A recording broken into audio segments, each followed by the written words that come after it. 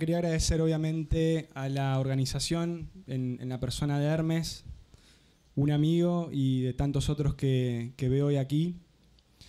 Después de varios años de tener relaciones conjuntas, como contaban hoy, a partir del Congreso de Heidelberg en el año 2011, que pudimos ir conformando un grupo de trabajo, pero más que un grupo de trabajo, un grupo de amigos, que nos interesamos por los intereses de nuestros países, que en esta latitud del mundo se necesitan mutuamente y mucho. Así que muy agradecido por la organización. Segundo, confesarles que más allá de lo académico, están desesperados porque juguemos al fuchibol, porque el último partido en Argentina obviamente lo ganamos nosotros y por bastante más diferencia que el que perdimos en Brasil, en San Pablo en 2012, con lo cual tenemos diferencia de goles a favor. Bien, la verdad que venía escuchando, voy a tratar de hablar despacio, cuestión que me va a costar, pero voy a tratar de hablar despacio para que me entiendan lo máximo posible. La verdad que me generó muchísimas cosas escuchar las dos exposiciones que me precedieron y estuve notando cosas para ver si después al final podemos debatir un poco.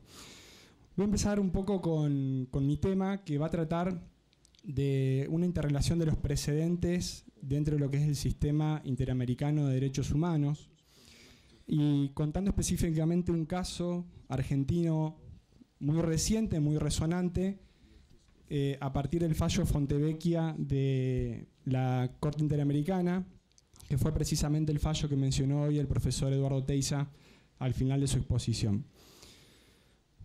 Primero, para lograr explicarme cuál es la posición que yo tengo sobre el precedente. Básicamente es eso, el precedente dentro del derecho para mí es tomar un puñado de arena con las manos. ¿Por qué? Porque pienso que es una teoría transversal al derecho y que independientemente del sistema o tradición jurídica que se trate, civil law, common law, cualquiera fuere, se va a filtrar inevitablemente entre los dedos. Es decir, la teoría, la estructura, la técnica que subyace a lo que es la teoría formal del precedente y lo que supone, se traslada, se filtra independientemente de la tradición jurídica que estemos hablando y sobre todo también en las tradiciones jurídicas de países que vienen también de lo romano canónico. Fiel reflejo de eso es que nuestros países, indefectiblemente, cuando se argumentan en los fallos, lo hacen citando jurisprudencia anterior que sea similar. Dos o tres cuestiones básicas sobre Argentina antes de comenzar el tema. Argentina pienso que tiene, recién el profesor Marcelo decía que, bueno, hay un abismo entre la teoría y la práctica, por lo menos tienen la teoría. En Argentina básicamente podemos decir de que la teoría es inexistente, salvo obviamente obras muy buenas de ciertos profesores, pero no hay una cultura de estudio, de doctrina sobre lo que es la teoría del precedente en Argentina. De hecho es muy poco conocida y prácticamente entre un operador jurídico, o sea, un abogado de tribunales, prácticamente no podría explicar en qué consiste mínimamente la teoría del precedente. Por lo tanto, ustedes tienen un paso más, sin perjuicio, pueden comparar teoría y práctica, nosotros todavía quizás ni siquiera eso. De hecho, en Argentina estamos retrocediendo, si se quiere, desde el punto de vista de la temática, porque nuestra Constitución Nacional obviamente no refiere a la teoría del precedente ni el stare decisis, simplemente deviene a partir del artículo 108, recuerden este artículo, del artículo 108 de la Constitución Nacional, que establece que la Corte Suprema Argentina es el máximo tribunal de nuestro país.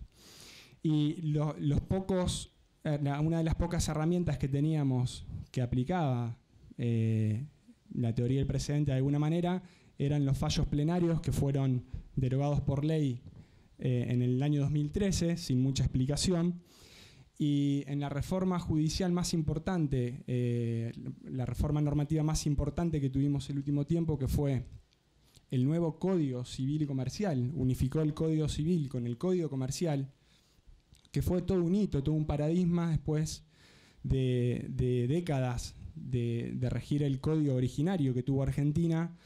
La jurisprudencia que estaba puesta en el proyecto original como fuente formal del derecho fue específicamente sacada cuando el Poder Ejecutivo elevó el proyecto al Poder Legislativo, sin tampoco mucha explicación. Es decir, seguimos teniendo resabios decimonónicos de quizás algún miedo a lo que puedan llegar a decir los jueces y que eso sea tomado como fuente formal del derecho, sin perjuicio de que obviamente sigue siendo fuente material y muy fuerte, vuelvo a repetir.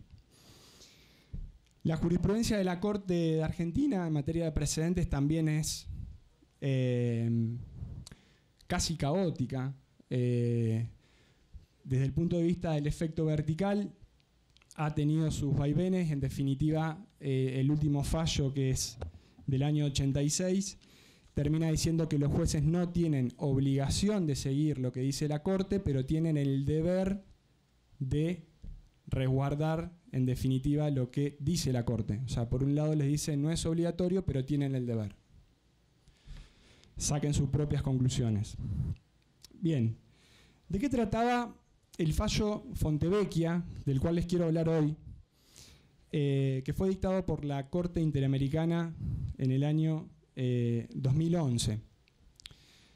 Durante el año 1995 en Argentina, mientras estaba de presidente Carlos Saúl Menem, una revista muy conocida de Argentina, que es la revista Noticias, ahí yo puse la tapa, una de las tapas, había sacado algunas publicaciones relativas a la intimidad del presidente en ese momento, básicamente dando a conocer una paternidad no reconocida de un hijo extramatrimonial. Esto molestó al presidente de ese momento, inició una demanda civil pidiendo 1.500.000 pesos, que en ese momento eran $1.500.000. Y el fallo fue confirmado por la segunda instancia y finalmente por la propia Corte Suprema de Justicia de Argentina, que lo único que hizo fue bajar el monto de la indemnización.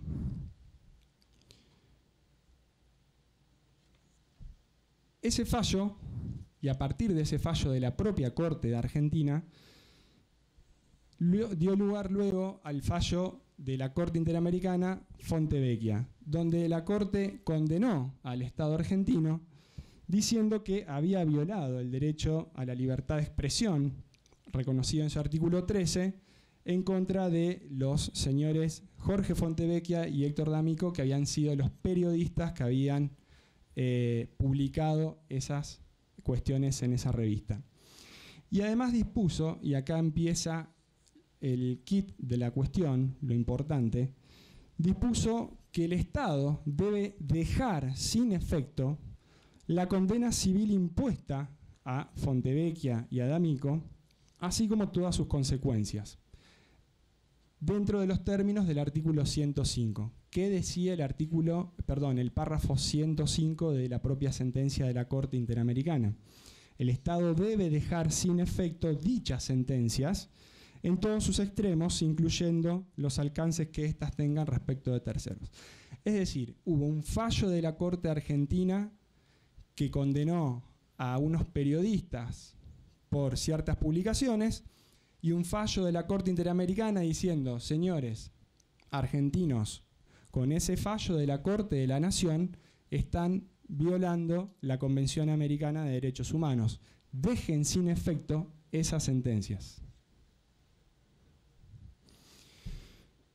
Cuestiones importantes relativas sobre la Constitución argentina y que aparecen en el fallo que va a controvertir un poco la cuestión en nuestro país, que es el fallo Ministerio de Relaciones Exteriores de la Corte Suprema Argentina. Es decir, es la reacción que la Corte Argentina tuvo ante este fallo Fontevecchia de la Corte Interamericana, que se dictó el 14 de febrero de 2017. Bien, la Constitución de Argentina tiene en su primera parte, en el artículo 27, que es originario de la Constitución de 1853, esa norma que dice que el gobierno federal puede firmar tratados, pero que estén en conformidad con los principios de derecho público de nuestro país. Y el artículo 75, inciso 22, fue incorporado por la Reforma Constitucional de 1994, quizás, y pienso la más importante de toda la historia de nuestro país, por la connotación que tuvo y por la implementación de nuevos derechos que dieron origen a un nuevo paradigma, sobre todo en derechos humanos, que estableció y le dio marco, incorporó tratados de derechos humanos, los cuales les dio la misma jerarquía constitucional, es decir, tienen la misma jerarquía que la Constitución. Y en ese artículo 75, inciso 22, expresamente dicen que esos tratados se incorporan a la Constitución al mismo nivel, con la misma jerarquía, pero no derogan artículo alguno de la primera parte de la Constitución y deben entenderse complementarios de los derechos y garantías por ella reconocidos. ¿Cuál es la primera parte? En donde está el artículo 27, que tenemos más arriba. ¿Qué dijo la Corte Argentina en este fallo que generó muchísima polémica en nuestro país y la sigue generando de alguna manera? El voto mayoritario dijo, bueno, entre los principios inconmovibles de los cuales habla ese artículo 27 de la primera parte de la Constitución argentina, se encuentra, y conforme surge también, el artículo 108 de la Constitución, que se establece que la Corte de la Nación es el máximo tribunal. Por lo tanto, revocar, como pretendía la Corte Interamericana, la sentencia firme dictada por este tribunal implica privarlo de su carácter de órgano supremo del Poder Judicial argentino y sustituirlo por un tribunal internacional, en clara transgresión al artículo 27 y 108 de la Constitución Nacional.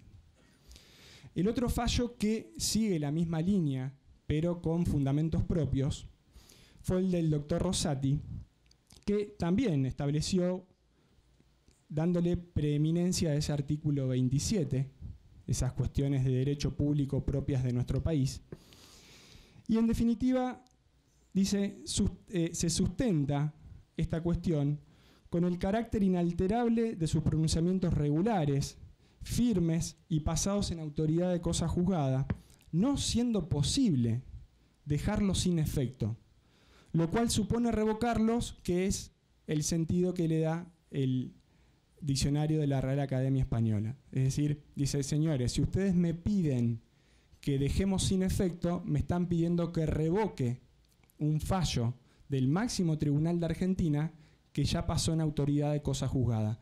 Eso no se puede hacer porque está violando nuestra propia Constitución. Y argumenta en este voto el doctor Rosati la necesidad de establecer un diálogo jurisprudencial que procure precisamente mantener esto. La Corte Interamericana es el máximo intérprete de la Convención, pero la Corte Argentina es el máximo intérprete y último intérprete de la Constitución Nacional. Por lo tanto, no siendo posible concretar la revocación formal del decisorio nacional, salvo que, si hacemos eso, estamos violando entonces nuestra propia Constitución Nacional. ¿Me siguen hasta acá? Bien. ¿Por qué traigo este tema para relacionarlo con el tema de precedentes? Porque quiero ver y quiero mostrar de alguna manera que esto que nos pasa todos los días, como decía el profesor Marcelo, de que los jueces no establecen fundamentaciones necesarias, de que se piensan que porque citar ciertas jurisprudencias sin dar mayores explicaciones están argumentando su sentencia, no solamente pasa en tribunales de primera instancia y de segunda instancia en nuestros países, sino que también, para mí, y esto es una demostración, pasa también incluso en la Corte Interamericana. La Corte Interamericana, en ese famoso párrafo 105, cuando dice dejar sin efecto dichas sentencias, cita textualmente de conformidad con su jurisprudencia, es decir, con la propia jurisprudencia de la Corte Interamericana, y cita 3 fallos. El primero es Herrera Ulloa contra Costa Rica del año 2004, el segundo es Tristán Donoso contra Panamá del 2009, y el tercero es Kimmel contra Argentina del año 2008. ¿Qué dicen estos fallos? Si uno va y los lee y los ve y los analiza. Bueno, el primero, el caso Herrera Ulloa contra Costa Rica, es cierto, la Corte Interamericana había dispuesto dejar sin efecto, pero era una sentencia que no era del máximo tribunal de Costa Rica, sino que era del Tribunal Penal del Primer Circuito Judicial de San José. Una diferencia que me parece que no puede ser tomada como menor cuando la orden en el fallo Fontevecchia es contra la Corte Suprema de nuestro país. El segundo caso de 2009, en Tristán Donoso contra Panamá, pasa lo mismo. Había una orden de la Corte Interamericana de dejar sin efecto una sentencia que incluso había condenado penalmente a alguien, pero que no fue del máximo tribunal de Panamá. Si bien había pasado, en este caso, por vía recursiva en el máximo tribunal de Panamá, igualmente la sentencia que había que dejar sin efecto no era del máximo tribunal, no era de la Corte Suprema. Y además de países diferentes hasta acá. Bueno, el tercer caso que cita sí es contra Argentina, que es el fallo Kimmel. Bien, y el fallo Kimmel, ¿qué particularidad tiene dentro de esta cuestión? Fue uno de los fallos contra Argentina que precisamente necesitó de 2 sentencias de supervisión por parte de la Corte Interamericana para poder cumplirlo. Es decir, es un caso de precedente jurisprudencial donde la Argentina dijo, señores, a mí esto de dejar sin efecto una sentencia pasada en autoridad de cosa juzgada me hace ruido. No sé cómo hacerlo y generó múltiples obstáculos para poder cumplir con la sentencia. En el año 2010 fue la primera sentencia de supervisión y en el año 2013 la segunda sentencia de supervisión de la Corte Interamericana, donde le exige a la Argentina que cumpla con esta parte de dejar sin efecto la sentencia. Y fíjense, el Estado argentino había manifestado su voluntad de cumplir, pero también había argumentado de que no sabía cuál era la manera idónea para lograr dicho cumplimiento. Y de hecho, lo que le pedía el Estado a los pretendientes era que inicien un recurso de revisión para poder el Estado meterse como amicus curiae a los fines de, en definitiva, dar cumplimiento a la sentencia. Obviamente la Corte le dice, señores, ustedes no pueden estar diciendo eso a la Corte Interamericana, es obligación de los Estados cumplir con la sentencia de la Corte Interamericana de motus propio por voluntad del Estado. No tienen por qué requerirle a los pretendientes que hagan esa gestión. Pero en esa misma sentencia de supervisión, fíjense, ya se demostraba los obstáculos esgrimidos que había tenido el Estado argentino, pero además, en definitiva, cuando se revoca la sentencia, no lo hace el tribunal que revoca de Argentina, que no fue la Corte Suprema. Fue el tribunal que había dictado la sentencia, que era un tribunal de segunda instancia. Y expresamente dice que no hace lugar, no deja sin efecto la sentencia porque lo diga la Corte Interamericana, sino por una cuestión de derecho interno, que era un tema de prescripción. Expresamente lo dice dentro del cumplimiento.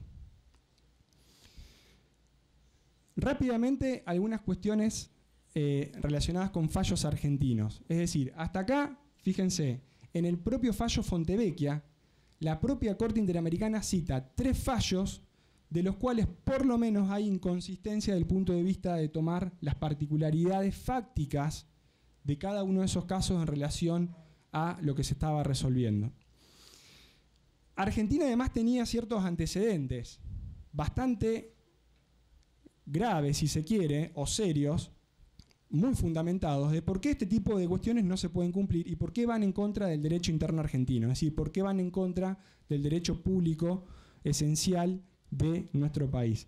Lo había dicho en 2003 en el caso Cantos, donde directamente no cumplió con el fallo de la Corte Interamericana. Por eso le puse el dedito de Facebook para abajo. En Expósito al año siguiente cumple Facebook para arriba, el grandote, cumple con el fallo de la Corte, pero hay un voto del ministro Fayt, pulgar para abajo, que dice: yo cumplo, pero no porque me lo diga la Corte Interamericana, sino porque me lo dice el artículo 27. Lo mismo pasó después, en el 2011, con el fallo Bueno Alves de la Corte Interamericana, donde termina cumpliendo el fallo de la Corte, pero hay un voto en disidencia de la Corte Argentina, de vuelta por Fayt y ahora por Argibay, donde dicen: señores, no puede haber, no se puede dejar sin efecto una decisión judicial dictada por el máximo tribunal de Argentina. ¿Cómo sigue esta discusión entre la Corte Interamericana y la Corte Argentina? El 18 de octubre del año pasado, la Corte Interamericana, al ver este fallo de la Corte Argentina, donde le decía: señores, no podemos cumplir, no vamos a dejar sin efecto una sentencia porque está violando nuestra Constitución, la Corte Interamericana les dice: miren, señores, nosotros no dijimos que había que revocar el fallo, dijimos que había que dejarlo sin efecto, y les da una clase prácticamente a nuestra Corte Argentina de cuáles eran las posibilidades de cumplimiento que tenían para dejar sin efecto. Y entre esas posibilidades estaba que, junto a la sentencia de la Corte Argentina, registrar de alguna manera la sentencia de la Corte Interamericana, manifestando entonces que esa sentencia argentina era contraria a lo que decía la Convención. Que, entre paréntesis, era la pretensión inicial de quienes denunciaron el caso ante la Corte Interamericana. Es decir, la pretensión técnicamente escrita, dispuesta por quienes denunciaron el caso en la Corte Interamericana, no pedían dejar sin efecto la sentencia de la Corte Argentina. Pedían precisamente esto: que se anexe, en caso de hacerse lugar a la demanda, a la denuncia, que se anexe la sentencia de la Corte Interamericana a la sentencia de la Corte Argentina. Y la Corte Interamericana además hace una reprimenda diciendo: esto no eran los fallos de Argentina que nosotros veníamos teniendo, señores. Esto es un cambio de criterio. La Argentina venía siendo ejemplar en el cumplimiento y la manifestación de respetar las decisiones de la Corte Interamericana y ustedes están cambiando el criterio. Cuestión que no es tan así porque Argentina, como la mayoría de los países de Latinoamérica, tiene un muy bajo porcentaje de cumplimiento efectivo de las decisiones de la Corte Interamericana, que a veces no llega al 20%. ¿Qué hace la Corte Argentina? Le dice a la Corte Interamericana en diciembre de 2017, bueno, la verdad que la solución que me están proponiendo no viola nuestro derecho interno, no es inconstitucional, por lo tanto, ordena que junto a la decisión registrada se registre la sentencia de la Corte Interamericana y cuestión cerrada. Ahora bien, reflexiones finales. Se me corrió ahí un poquito el signo igual, desigual. Primero, quise mostrar simplemente cómo la propia Corte Interamericana también tiene falencias dentro de lo que es el manejo de jurisprudencia y de precedentes. Y esto no es una cuestión menor. ¿Por qué? Porque en un sistema donde lo que se propone es el diálogo jurisprudencial, que había que preguntarse si no es el diálogo o plantear un diálogo de precedentes más que jurisprudencial, en un sistema donde, como el sistema interamericano, donde se construye a partir de la legitimidad de las decisiones en base a la buena fe en su cumplimiento, es indispensable que haya un correcto resguardo y análisis de la construcción de la decisión judicial, que es como yo veo al precedente. Nosotros necesitamos, en Argentina, y lo veo también en el resto de los países, quizás algunos están más avanzados como Brasil en la regulación de las teorías, pero necesitamos plantear al precedente como una herramienta de construcción de la decisión judicial. La discusión sobre la obligación de la decisión que se toma, es decir, la vinculatoriedad del precedente, es algo diverso. Después lo podemos discutir. Podemos discutir la graduación de cuál es la obligación que genera el precedente. Pero lo que no podemos discutir, me parece, en estas instancias, es seguir manejando la jurisprudencia como un conjunto de casos aislados que sirven para fundamentar o pseudo fundamentar, es decir, insuficientemente un caso determinado. Me parece que si los operadores jurídicos, y en este caso también en el marco del sistema interamericano de derechos humanos, la propia Corte Interamericana, los superiores tribunales empiezan a tener cuidados relacionados con lo que es la técnica del precedente, es decir, análisis de los hechos, análisis de las reglas jurídicas que se dictan a partir de la resolución de los casos, vamos a tener decisiones que van a estar siempre mayor motivadas y en el caso específico del sistema interamericano van a mantener ese sistema interamericano a mayor resguardo de posibles situaciones que generen graves perjuicios, porque lo peor que le puede pasar a la Corte Interamericana es que entre precisamente en una situación donde sus decisiones no sean respetadas. Ahora, lo que no puede pretender la Corte Interamericana es respetar sus decisiones por encima de los marcos constitucionales dentro de lo que nosotros planteamos como una democracia dialógica constitucional, es decir, hay que escuchar precisamente a cada país soberano para que precisamente después, en la construcción de sus decisiones, no haya una guerra interna dentro del propio sistema. Espero que se haya entendido, era un poco la idea. Muchas gracias.